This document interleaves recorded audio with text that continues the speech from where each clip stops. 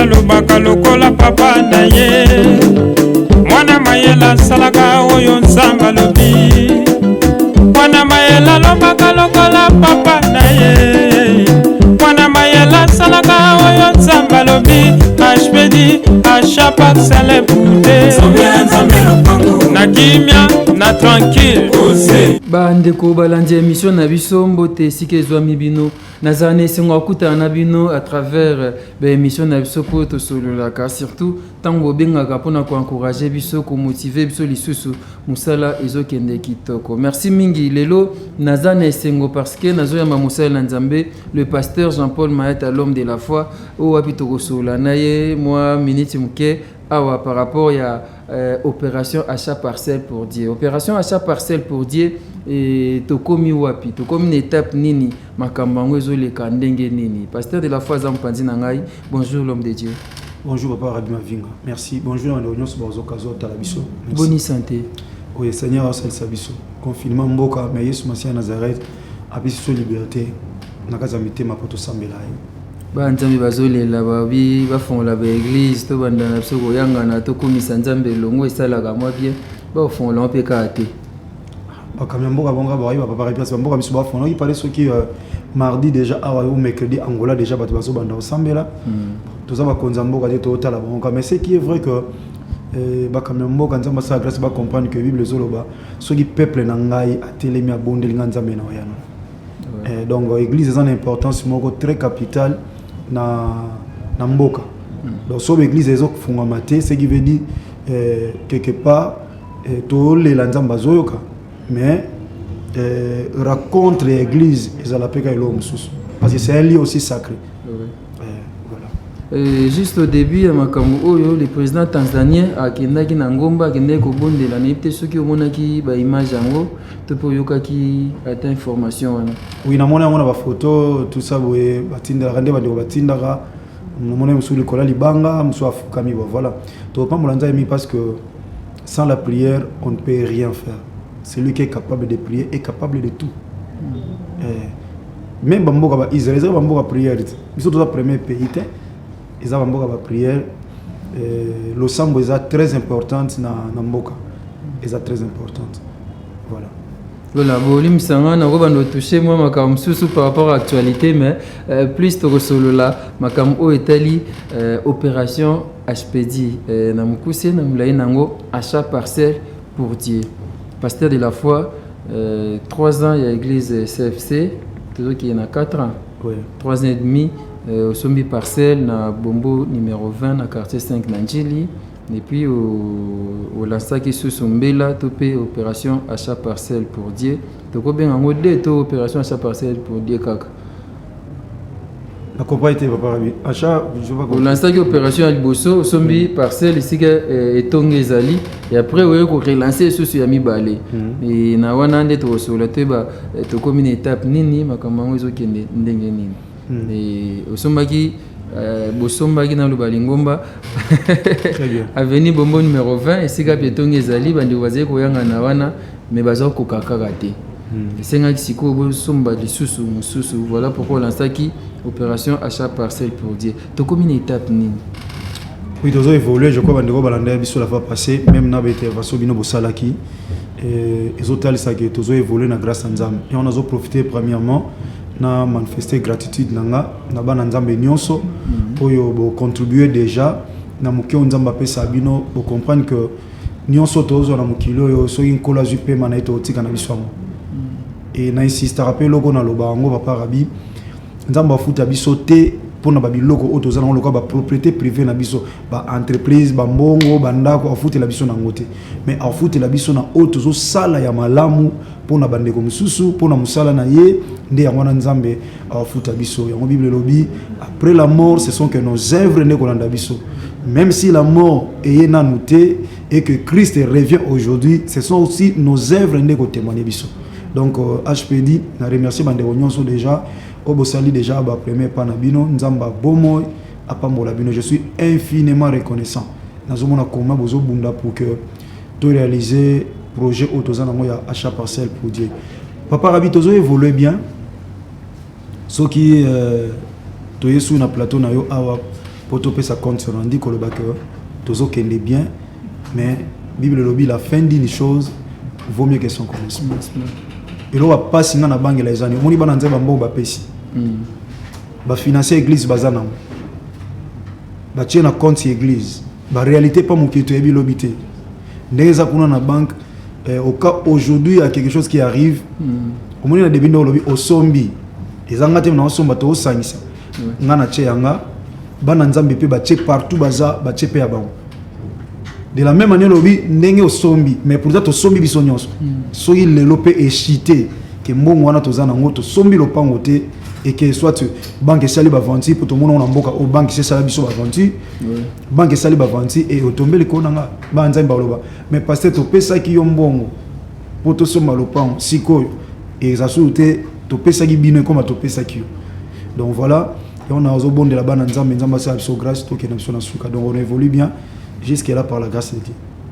Quelque part moi précoce dans le bata bongo juste église et bandit moins de 3 ans au sommet déjà place et pourquoi ne pas aller avec molo malembe tenga na zamuta ondima batu ba accompagner nga singa pe baza batu ondima parce que naza simple estimation naza capable de faire tout nga moko na za na posa batu te nga pe na senga bana nzambe te to sangisa je pouvais tout faire mais le condiment ta vitesse mutondima za muta vitesse mutondima lola ngomba po gloire nzambe za derrière la montagne alors mutondima sozo ke na ngomba malé a souffrir donc ngombe za ayo ya malé mete ya ka mbangu longolango et si ma ngomba omona kembo nzambe ya ngoni mutondima nzamba sa yema comme na vitesse oh et salameli batute mais mutondima salameli c'est ça la force d'un chrétien papa la foi c'est la force des chrétiens oko ke mangenge luzizi lo que tu vas prier 2 ans ou liya raté mais ça on a kondimato c'est pesant nzambe car c'est clair car sans la foi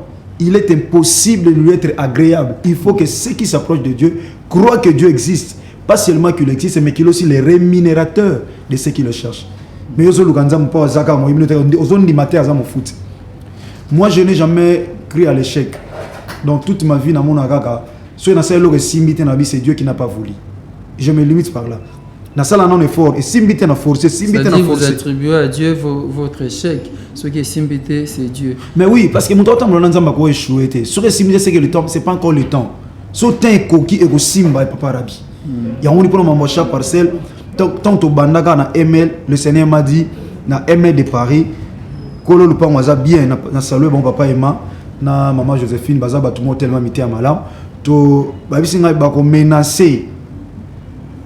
Et tout le monde qui a balabala le pan wa bangoti ya bato papa Emma na maman Joséphine mais bato comme on va ba église pour ba démon on avait nzete mo zana na coin bato ya ofanda wana to déclarer la journée na butu mvule beta nzete wana koya OK nzete ba kata bota nzete ba tout ba la somo na nzete wana donc les démons va se pela ité alors nzamba lobaki tout va préparer déjà pour nos somba place et c'est alors on est dans la salle première dans la taille premier appel neti boke botiki ba démon na ba se pela ité ba tikala na bango kasi soki batikali bongo tikali kasi bato balinga église atende ba souffrir ba o balinga ki bayamba ki église nzamba obatela bango moi sa ndumba o ayamba Israël na mboka kana nzamba protéger OK ozomona mais ba o ba mona bango ba adversaire ba kendaka donc même kuna na 5 pas to communiser ba to sepela te l'église comment on a posé milemo mabe kuna ba train le kana butu bana 5 bala na so étranger ba train le kana mais je vous dis ba témoignage ezali ba train le kana kuna ba to ba sepela tant église comment on a ba barabi. Okay. Mais bato misala mabe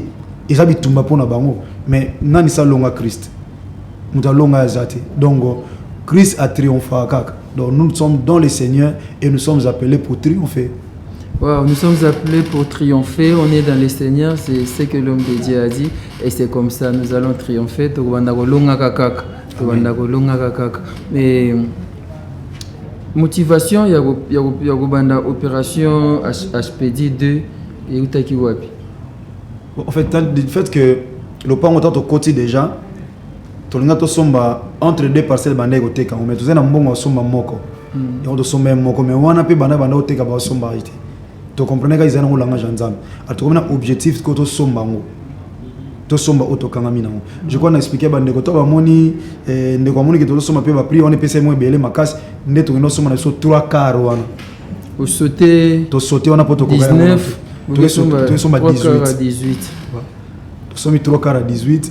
allez 19 côté on te solo né bien allez to bandi so côté donc faut ça liboma bo to somba 3 quarts kala minute mbala moko oyo bokangana na ngona solo pa mobimba ba oteka tant na bisa ba comité de l'église ba monenga lokwa mutu esati oh mais mbongo ya te mbosi lo songa bitoro somba za nzambe mbongo za ya nzambe kolo sunga apesa biso ba moyen ya monisco yo to na bitumba ya somba numéro 19 pona to quand ça va place on a mis ça de espace qui muke makasi papa son vous les bêtes à passe et à passe et ça bande de monsieur son vous les bêtes ba ligne même pas doit fanda liboso le pa on a bon place ba ça ba lingité salama et salama kuna na CFC donc espace est très vide mais ba boyi ba nzai ba fanda pourquoi pour mutu mo sala wana ana doctrine mo tena biso il pas zo boya ba kambina ba doctrine na ba mona comment yo to ba chrétien wana place wana alors bobanga nzambe to bobanga ba kambi ya ba doctrine bon na éviter ce parce que aux moments que non place peneza limvule ebeta mais place est vide eza pena ba tole likolo ba boyi ba to bazala des fois ba zo imile tata mo mukolo mine bolbima abobima bolongo awate mais na zone ndima ke nzambe opesa biso possession lié wana parce que Christ est le même parce qu'on a peuple na été peuple na yim da kufila ba ngone kulus donc nous sommes appelés vraiment à resomba mapango wana papa Rabib malgré moments difficiles mais nzamba aussi m'a quand même été mon abisso topé ça la date limite c'était prévu le 27 juin ouais, dans quelques jours certainement je pense que vous avez déjà moi somme moko oyo et ça que le 27 to ko na ba caméra na besoin de pegi tango asimibu to yena onti bo pesa mbongo ya bozwa partir na tikali c'était prévu comme ça na ba accord bo solo là qui photo aussi c'est le 27 ça c'est vrai mais nzamba c'est la biso grâce ce qui est vrai que nazamu ta ondima kondima ezala likambo za la kati ya mutu mais totikali na 5 jours mais nazondima que nzamba aussi la biso grâce to déborder to komata ba 10 15 juillet et là maintenant on a posé foi nanga donc on a limité le 27 na bi net le 22 donc du 22 juin au 15 juillet n'est-ce pas sur 4 nzamba créer le biso miracle parce que autosan nango déjà et l'équipe na moitié ya mbongo fait au foot donc voyez déjà il y a l'espoir. Pour la petite histoire ou bien explication, c'est-à-dire parcelle et quand même numéro 19 parcelle numéro 19 et quand même juste une église yango on a c'est déjà une grande partie oui et tigala qui to pesa qui 50% voilà so to pesa 70% nous devons avoir possession de documents loko na mibeko za photo pesa 70 n'est-ce que yango moni ce que ça pas conservateur ne a garder qui document et maintenant vous pouvez solder vous pesa les 50% tikali to 30% pour nous récupérer documents non tous ça pour récupérer documents tu as pour ça tous le pas ondé document ba peso de le pas ozo do mais so sur document na bozu le pas ondé ozo parce que to signa ki na ye mukanda ngam na signa ki yango je crois ba secrétaire de l'église na final ba financier ba ozo comprendre mam na zo loba donc ngam na signa ki na bino to signer zaki moi débat muké pour na ba échéance wana et enfin alobi bon au cas où maintenant bokoki ko futa ngam bokoki ko silisa mbongo te ngana bino au baxela biso ta mois maintenant to baxate parce que tant na pesibino déjà ekoka les conservateurs étaient là comme un conseiller abi maintenant ngana on sait la bino mukanda na on sait la bino mukanda protocole d'accord oyo mais ça peut arriver aussi peut-être ba cas force majeure pasteur a cause de problème na santé boya pesika ba moi exemple il y a lui mais non ce qu'on a déjà donné bon c'est déjà bon abi c'est déjà bon. Bon, to conclure, bon, yo lobini non, ceux qui attendent les coquilles, bon, sont ba soldés là maintenant on te kana mutu mususu, mais non, ça mon sans intérêt. OK. Donner tes abos les 27 et coquilles à côté quand n'est pas mutu mususu et puis azong simbongo juste au beau pesaki. Oui, dans le document to sinande wana, le Seigneur est témoin. To sinande wana pas conservateur donc document le pango na mukando to salara copie na pas secrétaire de l'église papa Diga et y pas kina na copie monsieur tira la peine na nino na cadastre awa ya chango donc voilà on moni na osenga bana nzambe penza mingi to sungana parce que to sombi 3 quarts wana pour un quart wana grâce à nzambe to zongo papa Rabi mais moni mondo yo bokitiste bazo ko bunda na bazwa place à likolo bato misala mabe. Et on va se manifester amour entre eux. donc alingi mutu na ya souffrir. Alors biso c'est un grand danger. Na bisa me bande qu'on habite là. Et là boye baté mamio sozana ipsa binote nzamba lobi na nga boye de madi non. Il y a certaines choses j'arrive, je dis tout simplement là. Surtout sali boyete, bon mon elo mo ko salama a ezabo. Et je vous dis papa biso de somi lo pango na te. Il y aura une personne à sombango. Toye batena na sombango comme kaka mutu nganda somi besoin soupçon. Ba soupçon ba no salama, ba zo soupçonner mais oye banate. Ba rotonga immeuble moulai place wana. Ba garde ba ozana na sécurité civile. Mais kolonda ko bato oreille ba été. Mais misala moko esala ma plus rapide. Soto retard au somba le pango. On a lo ba yesu masi azo kanga. J'ai pris un Dieu vivant au lobaka. Donc mon gars tu fais la politicien moko bande comme kili baloba lobaka et bana mukolo na ngote. Mais ezaka na objectif moko. Ba bimisi mbongo ba étouffer œuvre chrétienne. C'est-à-dire, au lieu occultistes vont se soutenir on a bango l'accès bolingo entre bango et peut-être va profiter non parce que bino va chrétien et bolingo ils a manifesté. Mais oui, bien sûr. Chrétien soit tout moi. Mais oui, quand on est basango pendant la sombe église on a combien je suis combattu. Combien de messages où il y a ma besoin comme sonda ma battre les sauter. Ils ont pas sorcier car ba démonter. Maintenant un y a battu. Mais vous avez dit qu'il y a des églises qui ont aussi contribué. Mais oui, il y a deux églises. Il y a deux églises. Et puis l'église, on est contribué. L'église, moi, il y a Binza. Et l'objet sous bon, ça n'est pas besoin. Il y a une grande chose, mais quand même, il s'est manifesté dans Bolingonaï. Il y a un homme de Dieu, prophète de la foi TV, à l'équipe de l'église qui a contribution. Donc, on a trois églises. Tous en posant tout le bâtiment sont des même. Oui, na CFC, on a été dans une église. Pene na biso wana bazolo na baso parce que kolo le pango kufi du coup ba ko moteka le pango na mo rezo église ou umeli a nzamba changa na mutema na bisambo na zaki na ina pesa boye c'est na bisinga na associé CFC to linga to so le pango biso moko mais avant l'église e kangama na benga ba pour la première fois na bengi ba to boya na mbongo to soutenir église moko ba oteka le pango ngo boye to zo mbongo je crois papa il dit to pesa combien to pesa $1000 biso to ngato soma le pan mais to 5-6 mois en église pour te soutenir église voilà pourquoi c'est l'église de Dieu et ça pour na pasteur c'est l'église du Christ papa Rabbi mikanda le pango ezana kombo église même si ngana kufi lelo bana nga bana intérêt bâtiment église ezana kombo église mais oui secrétaire d'église est là. Je pense qu'il y a les images, on va vérifier. Oui, le secrétaire de l'église est là. Parce que si on a déjà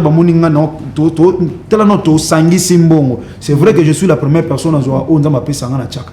Il n'y a pas expliqué ici tout ça là pour Nzamba.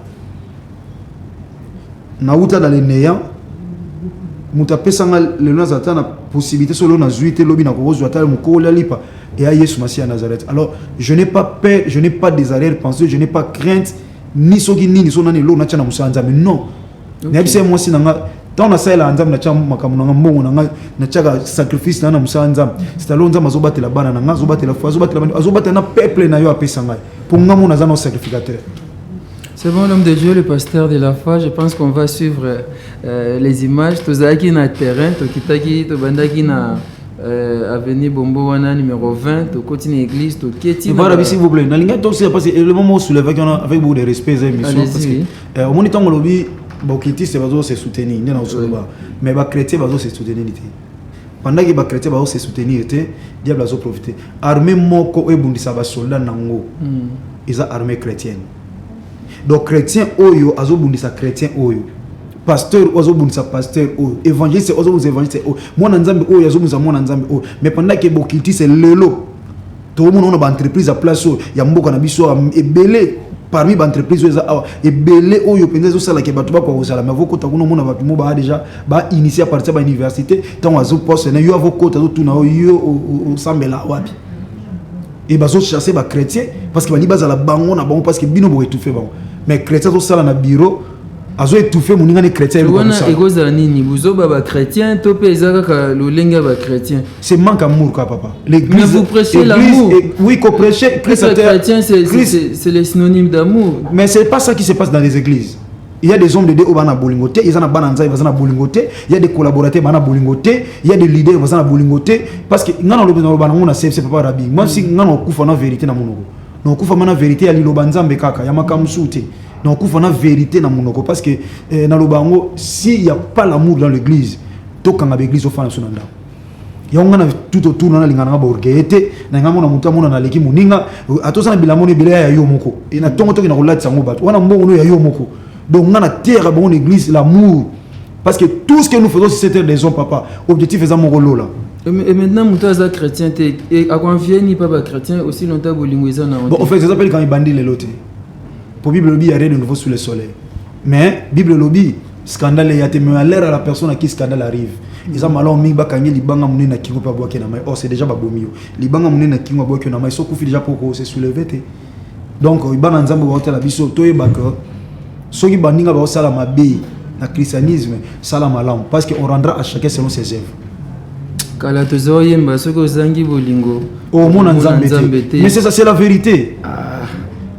Bible lobby namkana Hébreux chapitre 12 verset 14 recherchez la paix avec tous et la sanctification. Mais on a battu la sanctification tant que bang nzambe mais alukane kimia na batute. Ana eni na batu, na ba conflit na batu. Tu n'es pas un enfant de Dieu.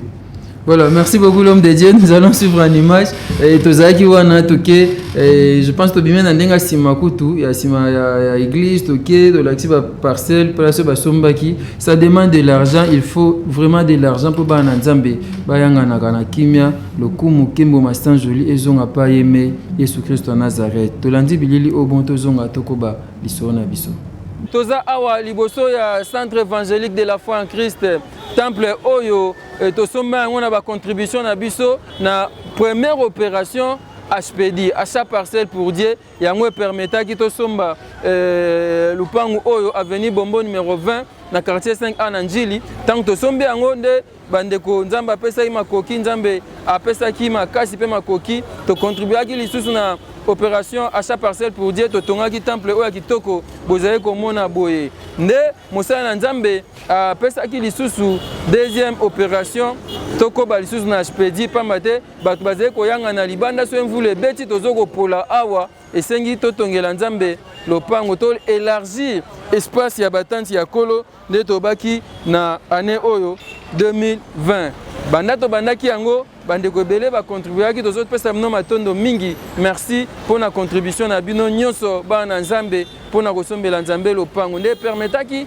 toko kosomba parcelle moko je crois 3 quarts ya numéro 18 eza na Seboé tokomona yango kaka na même avenue pasi ndepo numéro 19 tosombi yango nanu te kasi na sepa tokota na kati bomona temple oyo tonga pona lokumu na nkolo po bana nzambe bayanganaka toza awa elongo na Bogos Anderson bino bebolanda biso toza awa na kati tokoti awa na kati ya temple ya de la foi centre évangélique de la foi en Christ bo comprendre mikolo ba confirmer ezali tozo sambela to mona kiti eza na poussière voilà ba kiti ezi ba poussière ndako tata toza na choite lokwa ba konzi bapesaki ordre tosambela bandaku tozosambela na télévision elongo na mosala na nzambe le pasteur Jean-Paul Maneta l'homme de la foi et baculte toza te awa bonjour voilà toza donc awa na kati ya temple boyebi bomesana tosambelaka awa elongo na mosala na nzambe le pasteur Jean-Paul Maneta l'homme de la foi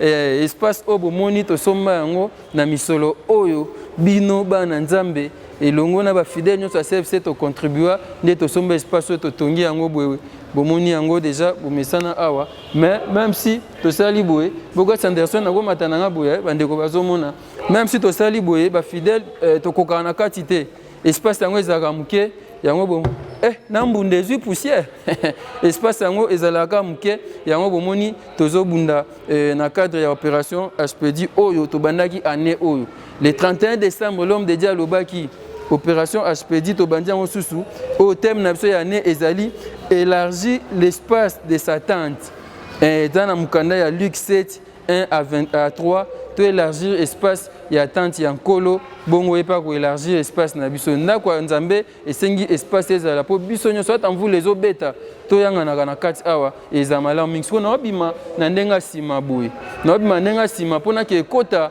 na parcelle oyo tosomaki 3 quarts eza numéro 18 toza numéro 20 tozokende siko na numéro 18 bomona yango bongo tokoka kosista na ndenge ya liboso boye l'homme de Dieu le pasteur Jean-Paul Manata l'homme de la foi yom toza kuna na plateau bandeko bolanda biso toza awa na avenue Bombo voilà toza awa na porte ya sima donc tobimi na porte ya sima awa toza na numéro 20 c'est-à-dire espace oyo pe bana nzambe bakofanda awa tango ba prière ezosala tozobondela eza malamu mingi toza na avenue Bombo numéro 20 obimisko na ndenga sima tozokende na numéro 18. Et vous qui avez contribué, que Dieu vous bénisse. Je pense que vous voyez l'œuvre de Dieu. Merci surtout pour votre confiance. Bonjour ma sœur. Merci surtout pour votre confiance. Merci na ba contribution na bino eza bongo li pamboli et de la part de Dieu. Nzambe vraiment apambola bino akanisa bino. Surtout yom to contribuer à 1 euro. Voilà, on est là avec le capitaine de l'équipe azo guider biso Fortina qui a kuboebi awa tozana numéro 18. Toi na parcelle au numéro 18. Je pense que bomone mikana nango déjà a ma camion ce sili. To na 20, to sauter 19. Toye na 18. Ah ouais, ma camion se déjà ici, on peut entrer? Oui, oui. Voilà, beaucoup de personnes on entre. Bonjour frère. Merci, toi on a numéro 18. Ah ouais. Et vous voyez comment ils allient. Mais ici on m'a dit qu'on a acheté 3 quarts. Donc, nous avons sauté 3 quarts.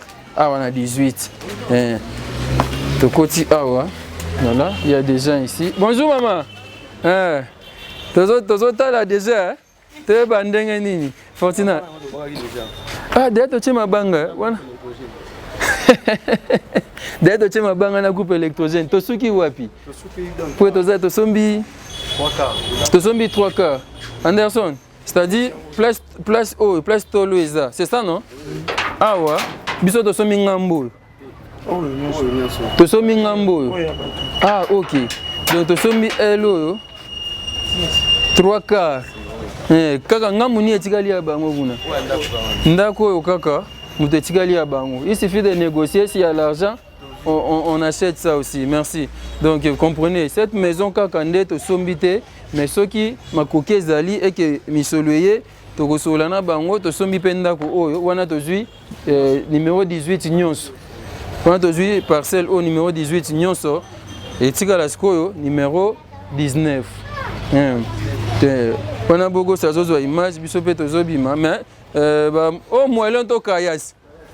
Kayas oyo eza biso muto sombi na groupe électrogène oyo. Combien de kVA? Oyo eza 30. 30 kVA, donc groupe électrogène 30 kVA et bana ko épauler biso surtout tant tosala ba activité ya libanda. Groupe moko kozala ya côté ya presse, nini groupe monsieur Tigana-son. C'est ça, ça va vraiment nous aider. Tout ce que nous faisons, c'est pour la gloire de Dieu. On peut sortir Anderson. Voilà, je pense que vous aurez reconnaître place Oyo. D'habitude, on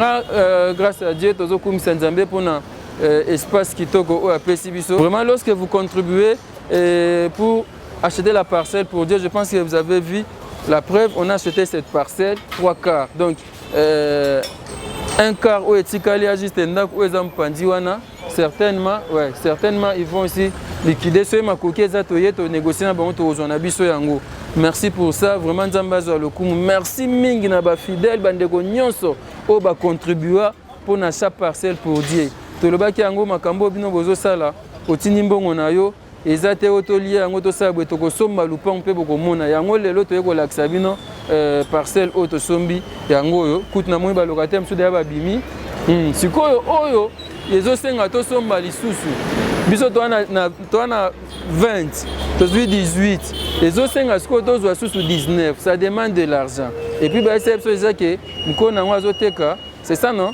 on a déjà donné quelque chose, ça demande vraiment de l'argent pour en avoir. Et ça des numéros. Tu peux essayer déjà ndambu. Je sais que tu as un numéro 19 et un autre. Tu as un biso. Pour ceux qui ont été à moi passe. Bande comme ça, fidèle, ça va 20, monsieur ça va fandi na 18, 19 ba tu monsieur c'est amala muté. Donc c'est ma coquille zali, tu 18, tu 19, tu 20, tu sali maman temple, tu peux église moko munene mbala moko. Nyonso bako bando kota na kati pona lokumu na nkolo numéro 19 yango. Bonjour papa. Boza bien. Merci beaucoup. Donc numéro 19 yango et zo senga to silisaka mbongo poto zo yango batu moko très gentil ba yamba biso awa malamu to bondelaka ya des fois batikela biso espace na bango awa to tsheba kiti tozo sambela pe nzambe azosala. Vraiment bana nzambe bolanda biso c'est ce qui reste. Etikali kaka to liquider mbongo pona parcelle oyo comme ça to zui nyonso Misatou 18, 19, 20, de Tongimba Moko, église à Mounene. Voilà, je vais maintenant rentrer. Je pense que vous avez suivi toutes les parcelles. Je pense que vous avez suivi. Bomoni, Tokota Kiboé, Tobaluki Tina Sima, Tokena 18, Bomoni peut parcelle 18, Wana. Moi, Mouelon déjà, Tokena groupe électrogène, c'est-à-dire que tu récupéré déjà parcelle Wana. Mais tu as 3 quarts. Un quatrième étigal Wana, ceux qui ont mis sur les alliés, tu récupéré. Puis, en faisant comment Mkeza na coin Wana, tu récupéré. Et puis, tu soldé Mongo pour na. Merci. Tu soldé Mongo pour na. Comment on va appeler ça? Tu soldé Mongo pour na numéro 19 Oyo et Gozala. Ma lamu mingi. Merci beaucoup. Vraiment, Nzamba Pambola bandeko nyonso bo contribuer. Na yo zo kanisa o contribuer Nzamba Pambola yo. On a besoin de ça pour construire pour na kosombela Nzambe lopango. On a vraiment besoin de ça. N'hésitez pas. Yo ka mungongo zo bano contribuer Nzamba ko Pambola yo. Et kozama lamu mingi.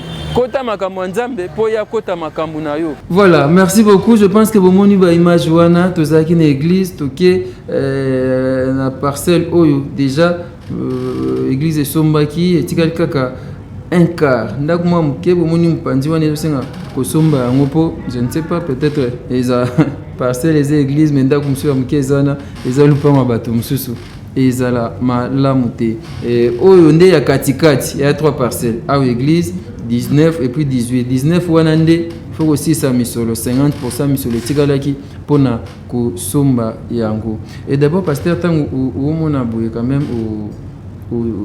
moi misolo si ebimi une grande partie est comme déjà à l'église et ça là on est non ils ont ça malamu parce que ils ont été pour tous pesa mais parce que tu as préparé pour l'ola lobby tu as préparé l'ola lobby et puis dans le siècle présent nzamba obate la biso ma monsieur senga mbongo te bato baza na mbo bakufi na maladie oto ya awawa ou ils ont continué même jusqu'à aujourd'hui bato belé bakufi nango mais ils ont bato so bakufi nango te so talaki mbongo mbele bato bakufi nango bazela ba mbongo bakufa te donc nzamba batela biso na ndenge belé donc oye salami c'est juste ils ont salanga isengo po nzamba okanisela kango biso ko banana siècle présent pe pour na siècle à venir où ils a paradis un jour tozo luka biso ba Kristo.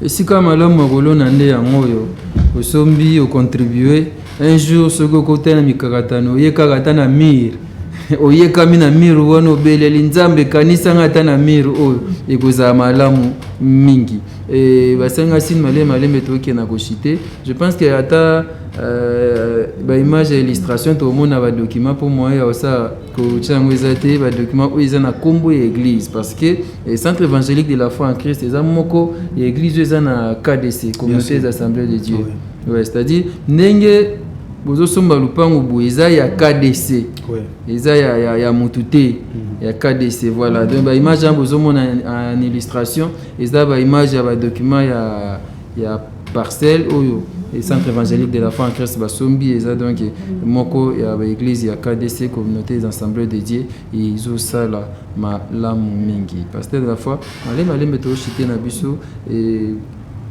n'habité au yebsa na ba na nzambe nini oyo baza mkili ya poto baza un peu partout mingi balingaka yo basepela na mateya na yo batundaki nga babi papa siko à cause de la foi ne o ezate ngana bi o bon ba confinement oyo ba état d'urgence moyen ba église que ils ont yangana te bongo siko à cause de la foi ezandeni. Vous avez pensé à ça? Est-ce qu'il y en aura encore l'édition ya année oyo topé tous ilaka année prochaine?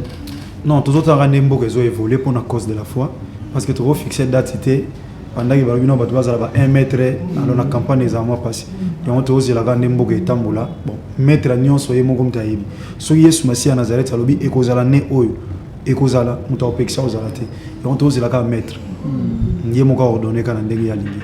Voilà, soyez kozala donc bana nzambe boye ba o batunenga papa à cause de la foi absolument à cause de la foi soki ezala ne o ba to ko annoncer on a ba vidéo partout de tout ça là to koye ba ngo soki pe ezala te to pesa kaka kembo pa ya maître ya temps et ya circonstance Jésus-Christ de Nazareth et mikolo ba tu kolanda na ba prière bazo landa na ba prière ça mana butu et 15 nuits de prière. Des combats et des délivrances de couples et familles. Combats et délivrances de familles. Les kantiani ya ndenge nini? Avant, tu as aussi ça 5 jeudi tozali nango. Nous avons mis un fardeau. Il ressemble à la peau si bazana ba stérilité, ba couple et tout. Après retraite, sans Toutaki, na outil retraite, on a zongi na kata retraite, le Seigneur m'a donné ça, na commis na tablette, pas seulement ba couple, mais ba délivrance à ma famille. Et on se compte tout ça, 15 nuits pour la première fois. De la fois, tu vas organiser une nuit de prière. Et donc 15 nuits. Donc, on est à l'étranger, on est à minuit, on est aux États-Unis, on est à 7h du matin. Et on est au sont les 30 juin. Le 30 juin. On a le 30 juin, on comprend aussi que le 30 juin, et ça, date il y a une indépendance. Il y a Congolais. Donc, c'est-à-dire, quand je me lève, dans une indépendance, ça va via Batou. Na kombo Yesu Masia Nazareth. Donc vivre nous dépendre na Batou, biso to mimi indépendance ou vivre sous on a ce pouvoir à Batouté. Et toi que le 30 juin mboka Congo mboka mo mystérieux. Or chiffre 3 c'est chiffre la résurrection. Donc ce qui veut dire donc le 30 juin wana c'est la résurrection. C'est la résurrection mon se kufa. Et aujourd'hui on le 30 juin. Donc jouer ça chiffre 6, so 5 c'est ça 9. Or chiffre 9 est un chiffre à temps. Au monde, chiffre 6 c'est chiffre visitation divine.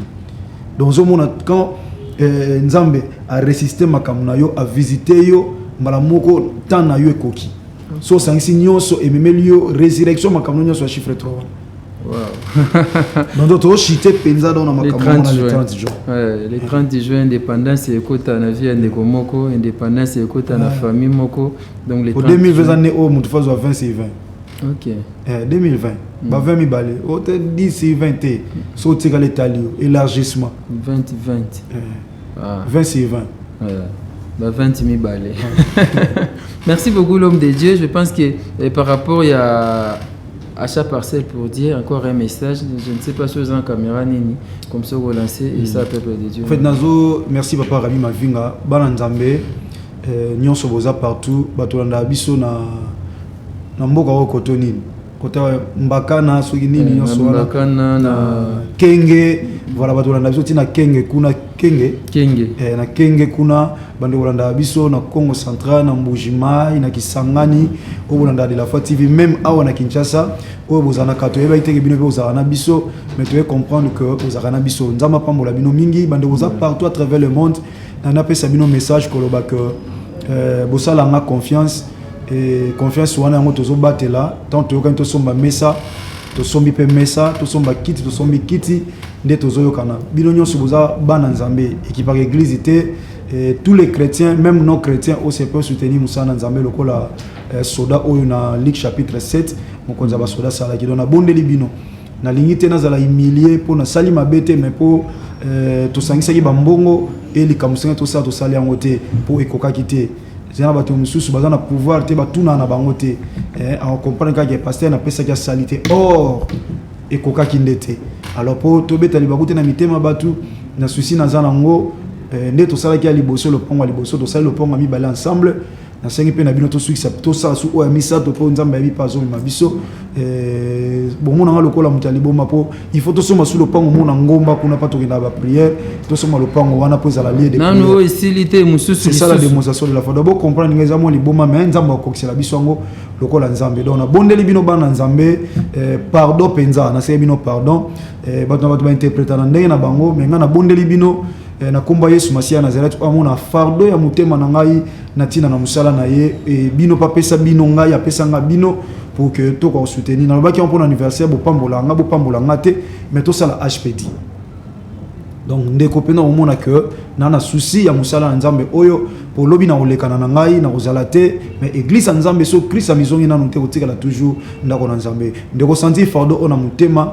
n'hésitez pas na osenga papa Rabi ba afficher numéro ya compte bancaire wapi o ya association de la foi en Christ o bando bazo ko sala ba virement ipa ya maman Odette de la foi nzama pambola mingi une sœur maman o aza très sérieuse azana crainte nzambe pas o banga biloko nzambe nzama pambola mingi po aibi conséquence ya makambo ya rabatu na simana ko détruire misana nzambe nzama pambola yo Odette de la foi benga ye na numéro o ba roche wana benga ye osala transfert na yo so pour ngotinda awa komela biso ta na WhatsApp na numéro izawana donc yebisa yo ndenge ko ko sala na ba agence lokola ba congolais ba agence lokola ba ya ba London City na biso ba London City bande ko diesola pana bango na so tindi papa diesola na London City wana et pas ndeko na biso zola nani ndeko na biso producteur ndeko na so papi zola pana ye so botindi Apocalypse 22 botindi na ba agence belé ka obino bokoye ba misupe to yebite to tanga ki pe la fois passée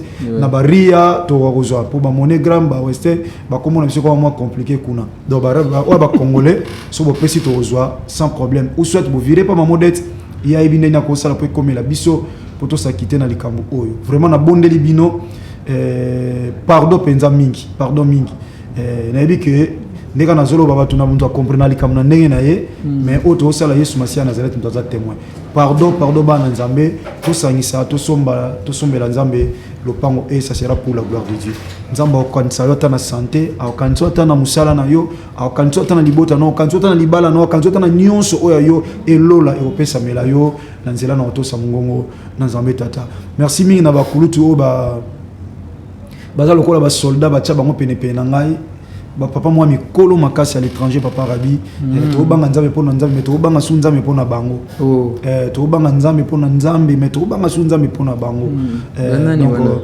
papa Sita na maman Georgette baza na Londres papa Sita na maman Georgette nzama pambola bango baza papa mikolo na koka ku dute ba benga ngata pasteur donc na mona ngona ko mona ngwe koka ate ba tellement mikolo makasi donc papa Sita na maman Georgette et puis papa Masamba na mama Pasi papa Masamba na mama Pasi na Allemagne baza ebele peut-être mande o soupe trop tanga ba mikolo ba mpaka onza ba pesa na ba maman pour que ba ko landela ngai ba ba pesa toli ba banga ngati mais ba respecta nga so na salaire ba na droit ba ko ganga te boyete donc baza lokwa ba soda nzamba chika banga profiter na pesa papa Charles Nkelani Mbote na papa révérend de Kouta Miguel Yessi et on a ce qu'on va parler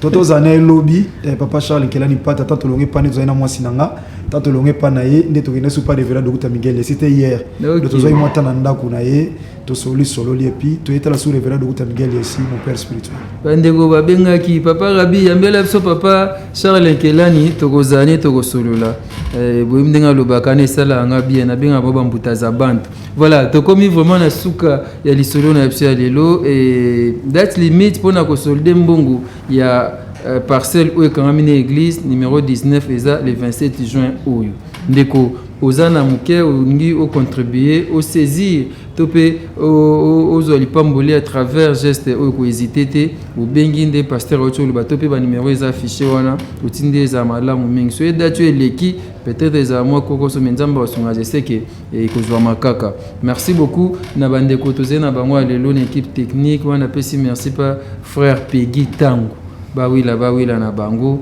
frère Nathan Kifuta merci pas na ozena bilili frère Bogo Sanderson et ça là moi bien on a bien frère Bogo Sanderson et ça là bien frère Daniel frère Trésor Tingenasson vraiment bande ko pe bazana ngaya wa na moi ya obed frère na biso ba yembi ya Gasef na mokamina bango ya edi papa Edgar papa na Rabi merci pa na bino nzamba pambola bino mingi merci na bande gonyo so balanda biso lelo na bosanité ye na benga kae double brassard ya Glody Gonda merci pa na bino tokutani mbala sima numéro ya sika de la foi TV merci